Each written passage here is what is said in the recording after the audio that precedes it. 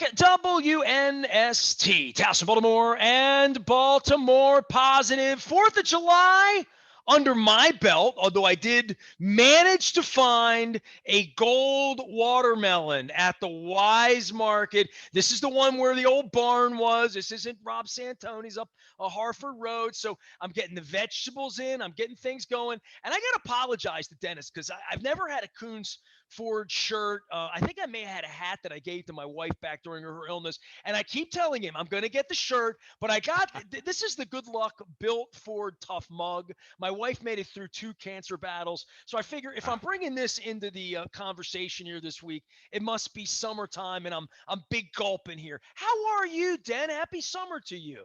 Happy summer. I'm well, Nestor. Thank you. I had a fantastic 4th of July weekend. Worked and played, went fishing again, and just spent some time on the water, getting that vitamin D from the sun. And it was great just to watch people out, right, on pontoons and kayaks and bass boats, fishing and picnicking, and just everybody being unmasked and being out. It felt like America's coming back in a big way. People were in a very, very good mood, very, very celebratory mood. Dan, I went up to New York for a couple days last week and just walked around. My wife and I walked almost 25 miles through the city in 2 days, and trying to see, like, for what you said, the city coming back. New York was a little, and it was 4th of July week. It was 100 degrees. I mean, I'll give it all the space. But I came back to Baltimore on Friday and Saturday, and we went through the harbor Saturday, went over to Amici's. I'm going over for soccer this week as well. And there were people out. And Baltimore was more vibrant than New York on 4th of July weekend. I know we didn't have the fireworks. I know people were. We went to Meriwether Post this weekend, then. We went to Dundalk this weekend, went to the Heritage Fair. While you were out fishing and doing all those things, we were moving around. And people are moving around. I don't think there's any doubt about that. I think we have issues with jobs and filling them, and you getting cars. And I talked to my dear friend Bill Cole Roofing, said supply, demand chain, and all that. But the people who are healthy, that are out right now working, people are experiencing life, I think, a little differently this summer than maybe where we were a year and a half ago. I think there's some real happiness in whatever we're doing right now. Yeah, I think there's gratitude and appreciation when you have things that are taken away from you as a human being. Of course, you're going to appreciate what you've lost. And now we have a chance to regain it, live our lives one day at a time, and see all the great wonders that are out there. And I've got to give you credit for putting Shohei Ohtani. I hope I pronounced it correctly. I watched him against the Orioles, 2 home runs, the back-to-back stolen bases, a game-winning run. I mean, the guy was so much fun to watch. And I tell you what, now I'm looking for him on TV thanks to you. Okay, so what happened, and this is like a little bit of a backstory because I put this out on Twitter as well. When we were in Tokyo a year and a half ago, we walked through the market. It's one of the neatest places ever. I put a video up of it's Shizuki Market. I don't know how to really pronounce it the right way, but it's the main Tokyo market. And we went through, you could buy beer, fish, sushi, whatever you want, soup, 6 in the morning, 6:30 in the morning, walk through the old school markets. And a dude sold us beer, and he just had a spirit about him. He didn't speak any English, and he was making some sushi. And I'm like, this guy looks like he's got some shrimp I want to eat. He had some strawberries. They do white strawberries there in the morning, and he had beer. And I said to my wife, I want to get beer from this guy. I just like his smile, I like the way he was. And he knew we were American, right? And he pulls up his shirt. And underneath of his shirt, he had an Angels jersey with 17 on it. Oh, wow. And so, I started, we were a little bit of baseball. He was showing me his Ohtani shirt. It was literally the same day, because I remember the tweet, that the Orioles dealt Dylan Bundy to the Angels. And I tweeted something like, this guy's excited about Dylan Bundy being an Oriole. And then I realized he was wearing an Ohtani shirt, right? Like number 17, right? So I'm in New York on Wednesday, and I think we talked about this last week because Did. Ohtani was pitching Wednesday night in Yankee Stadium. It was 100 degrees. We got on a 5 a.m. bus, which meant a 3:30 wake up call. We got to New York. It was 100 degrees. I was like all coconut water, hydrated out, ready to walk. We walked 14 miles that day. We walked from 36th Street down to the bridge all the way back up. Went to all sorts of places, ate pizza, soup, dumplings, beer, another beer, had Korean food. We did all of this stuff. And at about 5 o'clock, we were like, do we want to go up to Yankee Stadium? There's 100 degrees. We're like, we got to go back, shower. Can't go anywhere we do that. And we wound up making, and from downtown Manhattan, it's 20 minutes, express train tells you to go to 34th Street. You'll be there in 21 minutes, door to door, $2.70. It's not hard to do. I had the tickets on my app. And we just decided, you know what? We don't have the energy for it. We're just going to go get some sushi down the street, get some chicken wings. So my wife and I go and we get another beer. We're finally in the air condition. We're in this Asian place. There's waterfalls, very nice. I look down on my phone at 7:30, and he had given up 7 runs in the first inning. Yeah. And we thought that, like, it was a good night to not see Shohei Ohtani pitch. And then lo and behold, 48 hours later, he's like doing moonshots off the Orioles all over my timeline. I mean, I feel bad that I didn't go, but not really, because it wasn't like the night to see him pitch 2/3 of an inning. But I want to see him next month when he's here. I mean, they're here for 3 games in late August. You know what? I might have to take in the game myself. He's just dynamic to watch. And look, I've watched a ton of softball this year, and I like baseball. And maybe watching him will get me back into the game, right? So it reminds me back when the Colts were really bad. Remember the last couple of years? We had 25,000. Which years are you want? The Mike Pagel years, the Herman years, yeah, the Easter? Which one do you like there? All of them, because we had about 25,000 diehards in the stadium, and it was either empty or full of Steeler fans or whomever came to town. But we were going back then to watch Dan Marino and Earl Campbell and all those great players that came into town. I think the Orioles are the same way right now, right? They don't have many great players, but we do get a chance to see players like Ohtani come into that town, right? So that's the benefit of having a hometown baseball team. Well, I mean, I was over in the beer garden at the Dundalk Heritage Fair, sponsored by our friends at Wise, of course. Dan, you can't. Whatever Coons does in the community, like, and what corporations do locally after this, keeping something like the Heritage Fair going, it's been going on all of my lifetime, and it really does come from like real community support. And I'm over there, and the bands were there. The crowd wasn't great on Friday. The crowd was really good on Saturday. Sunday, they had the Chicago band over there. Saw Crack the Sky. Had a lovely night. And people were coming up to me. And I was kind of shocked that, like, in the beer garden, just with my wife hanging out, and people come up and talk to me about my hair or the music or my wife or whatever, Springsteen, whatever they saw on my timeline. Everybody wanted to talk a little baseball with me in Dundalk. Okay. People came up and they were talking about Rutschman. They were talking about, are we going to trade Cedric Mullins? Are we going to trade Trey Mancini this week? Like, baseball was on the tongue. And I'll say this, since I've been back, I've talked more baseball about the Blue Jays playing up in Buffalo. I saw that was on the morning news today. The All-Star games next week, Trey Mancini is going to be in the home run derby. So I think there's going to be some interest in that on Monday night. It still is summertime in Baltimore, right? Like, the fact that the team stinks is a story, but I still think we have some sort of heartbeat about baseball. I mean, and let's be honest, then 4th of July is over. We're 3 weeks from training camp now. We are. Like the real training camp. And once that starts, it's a tsunami of purple here. You know that. Hey, now, the other big story that I'm watching closely is the fact the college players now can be paid, right? So that opens up a whole different conversation. One of my sponsors has already sponsored a kid from North Carolina basketball. So we're going to start seeing corporations and businesses sponsoring these young men and women, banking on them having a great pro career as well. Well, I think we could talk all night about that, right? Like, as to what it's going to be. I think the initial thought for guys like you and me is, what would this have meant for Len Bias? What would this have meant for player X? I can get Walt Williams on here and he'll tell me about it, or Len Elmore, any of these guys, right? that in my era that, we were lucky to get, shoelaces on our sneakers, whatever the deal was, or whoever took handshakes.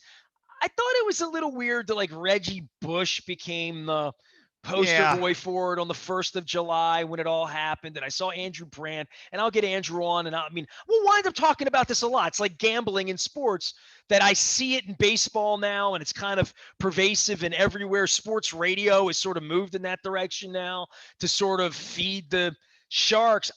I don't know how that moves the needle. You know what I mean? And I don't know what it does for kids stay in college. Like once you get to college, you start getting paid. There's already a huge incentive for every player to only stay a year or two and leave anyway. From the basketball side, I don't know that the right guard at Nebraska is going to have a hamburger deal. Because he's going to be a number one draft pick or whatever.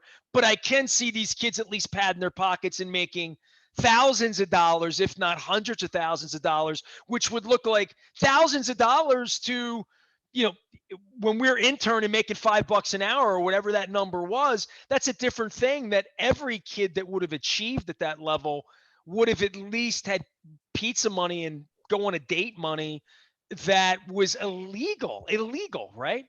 Yeah, it certainly changes things. And for me, the Reggie Bush thing, look, he broke the rules at the time. The rules have now changed. You can't go back in history and rewrite it. If I got a speeding ticket, 10 years ago here on 695 because I was doing 65 and the 55, and now they raised the limit to 65, I can't go back and get my money back. Okay, that's past tense. You can't go back in time and undo things because it wasn't wrong. It was wrong at the time.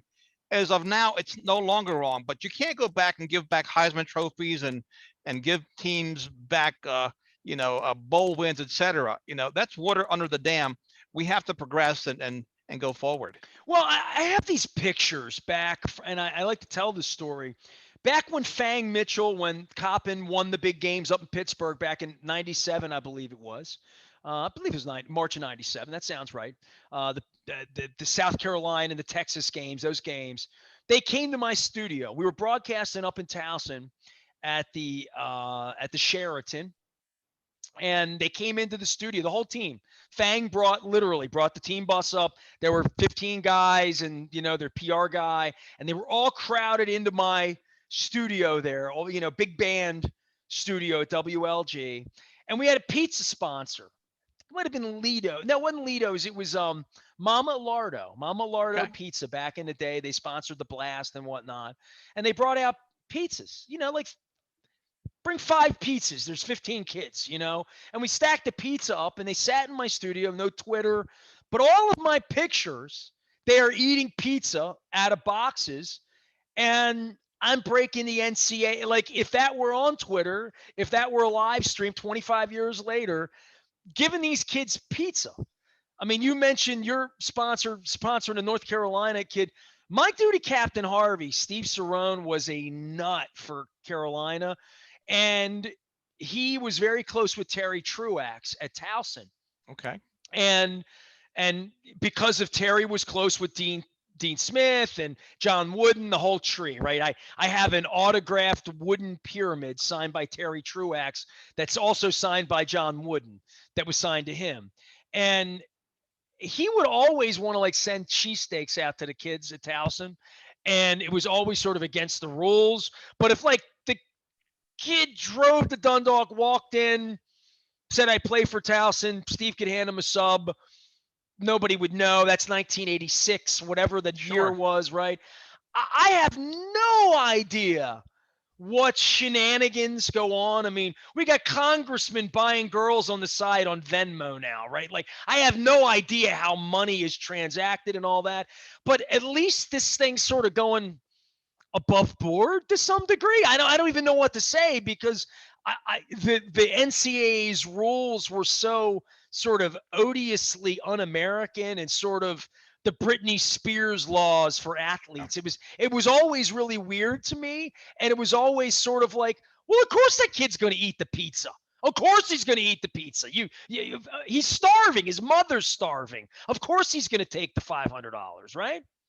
Yeah, a lot has changed now. It's a new era for a lot of different reasons. We seen programs in the past get heavily penalized when they found donors and sponsors for these kids. And I mean, LeBron James, there was a lot of smoke around him when he was in high school, and there was, I remember him vividly playing with a toy Hummer on a basketball court, and he was in high school because he had a Hummer. And where did the Hummer come from? Who paid for it? So there's always been that the shadow, I guess, of what goes on Dude, to somebody get was a slipping kid. Skip Wise money in the 70s, right? Like literally, right? Like, Yeah, how did Moses Malone wind up being on the UCLA to East and never showing I like there's a but whole espionage thing that would be years and years of that, but to not acknowledge it for all of our lifetime, and then to turn the spigot on yeah, Monday, where Jimmy's Crab House can sponsor a guy like, and I can get a cameo with a Brigham Young quarterback if I want, if I love old Brigham Young, or whatever. I don't know. The genie's out right now, right? So it's just very predictive at this point. I predict these kids will make some money, right? I mean, and I don't know what the next shenanigan is after that, right? yeah. I think you made a great point in regards to it being above board now, because in the past it was disguised, and there were kids getting cars and parents getting cars and houses, etc. So, and the Well, my NCAA had favorite enough was to do. when you have to hire my dad as an assistant coach. Yeah, that too. So There you now come look, on, that was prevalent, right? That was a big one, right? yeah, it was right. The dad and the uncle and everybody else, right? How about that You goofball in LA a couple years ago with the ball kids, right? Yeah, yeah, yeah. Now look, if you can become the rainmaker for your family, right? Why not? It's the American way. It's human nature too. So I like the fact it's above board. The question is, how high is the ceiling going to be, right? And now that you have money, above board money, as you mentioned, where does it go from here? There's a lot of unintended consequences, and I don't know how much thought was put into this, because you mentioned it was like you wake up and boom, there it is. Dennis Not much. Koulatsos is here. I still have the Built Ford Tough mug. I'm just doing this publicly to shame myself about not picking the shirts up because I have been on the No, west no, side no. of the Beltway and In I'm your embarrassed. in your defense, you've been asking for a shirt for years, and so I've been the one that's been, In tardy in my getting to the defense, you've shirts. offered to deliver them, and I'm like, no, no, no. I'm gonna come over. I'm gonna, and then Hey, like then life happens, and you go fishing, and I go 4th of July, and Stuart Pittman joins me at G&M. If I don't get over there this week, I feel shame. I'm just gonna crawl in the sand like I a will like a deliver them to lobster. you. I'll bring them downtown, and I will get a half a yellow melon, golden melon from you. And the nice thing is, Weiss, I love your affiliation with the Weiss Market. There's one right across the street from us on Security Boulevard that I frequent almost daily. I mean, nobody's got better fruit than Weiss Market. Their fruit is sweet. It's not hard. It's not bitter. I mean, they have, hands down, not because of their affiliation with Baltimore Positive, but for me, I take my mom to the Weiss Market across from a Brightview, up there in White Marsh, every week. We go shopping Nice. together. Well, We I'll go tell you what, shopping at the Weiss. it's been a wonderful relationship for all of our sponsors. That it goes without saying this summer with what I'm doing in the Maryland Crab Cake Tour and everything, and then beyond. Football season around the corner. For Wise to come on and talk about Wise coverage. The thing with the Wise folks, and I'll leave this with you.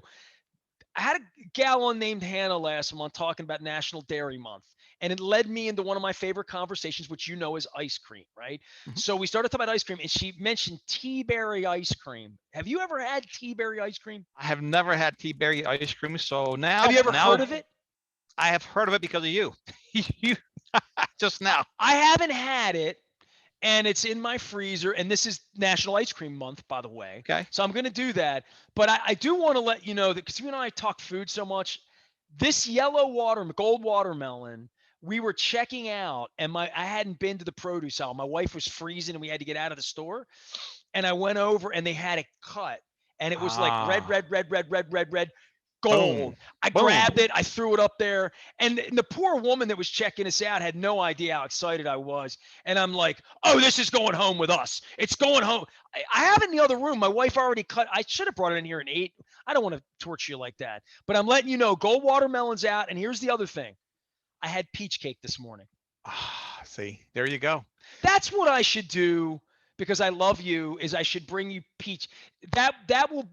I You got love about peach. 6 By the way, weeks. I love peaches. It's got to be my favorite fruit. It's way up there. Have you White. had proper peach cake before? I've never had proper peach cake, but I've had proper peaches. White, gold, you name it. The saucer type peaches. All right. Hey, make a call. A lot of You've people. done enough nice things for me. It's time that I repay you. And when listen, when I bring the peach cake to you, you're gonna forget that I didn't pick the shirts up this week. Make a call and make sure your wise people get some golden melon over at the security store. I got people. I'm gonna that drop a would dime. do me a solid. I'll buy 3 or 4 Get or the 5 gold of them. watermelon over to West Side. Santonio will say that's store number 121. He'll know the number Okay, and well, all that. So you better look. Tell them Koulatsos goes there daily. I've spent a lot of money at store number 121. well, I don't know what number it is. I'm making that up. That must be the store in Reading. We also have 170 employees. And guess where they all shop? That store up there, Security Boulevard. Right. I'm gonna create. I'm gonna make some magic happen. We're gonna do it. We're gonna do an appearance. Hey, golden melons for Coons. How about that? That's the campaign. Sounds a little racy. I don't know. We have to run that by Crystal and Mr. Coons might not like that. Sounds great. Look, they don't have to know. Shh, be our secret. No one listens. Everyone hears. He is Dennis Koulatsos. You like can find him, D Koulatsos Show, out on the Twitter thing, as well as Thursday from 3 until 5. You'll find me in his parking lot at some point, bringing peach cake amongst other goodies. I'm out on the west side of town at G&M on Thursday with Anne Arundel County Executive Stuart Pittman. The Crab Cake Tour continues. We were in Harford County with Republicans last week. We'll be with Democrats in Anne Arundel County. Somewhere we'll meet the mayor and County Executive Johnny O in the middle here at some point. We're doing the tour. Tour begins August 1st out in Ocean City, moving west to Deep Creek Lake. I am Nestor. We are WNST.net, AM 1570, Towson, Baltimore, and we never, ever stop talking Bill Ford tough. Coons Ford and our friends at Baltimore Positive.